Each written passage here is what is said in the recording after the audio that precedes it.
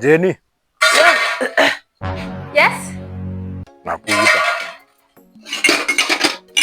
Ni nini unanitaka kwa kazi yangu sasa unaniita? Usukuje kwani bwana yako akikuita uwezi. Kuja hapa. Ni nini si useme? Kwani siwezi sikia? Hatutaendelea hivi. Kuja hapa. Tena kuita usikie. Yako ni nini? Unajua mwanamke unanionanga nungu fulani. Kuja hapa. Nataka nijue. Acha kunitaita. Nataka nijue. Acha kunitaita. Sikie.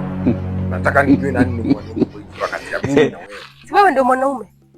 Alafu unapata hapo audacity ya kutoka kwenda kuwatch World Cup. Hiyo ndio nataka kuniuliza. Hiyo ndio nataka kuniuliza. Wewe mwanaume wewe. Mimi hauna. Usinilete.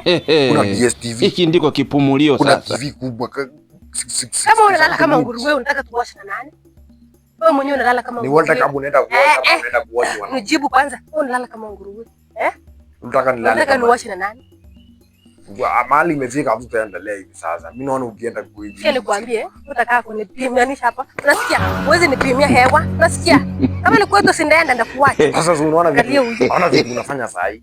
Au ni heshima kama mwanaume? Sikuheshimu, hata si hakuna heshima. Unifukuze niende kwetu hata ndafurahi.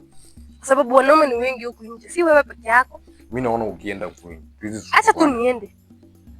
Na unataka kunisimamia kila siku, unasikia? Niko na right ya kutoka hapa hata time yenye nataka. Hujanioa, hujanivalisha pete, hujanizalia watoto. Mimi naona umekuja sana. Sasa siwezi kukuzalia. Unaenda kuona. Kwani wewe ndio ulipanga. Ni kama unijui, si ndio? Ni kama unijui. Kuja.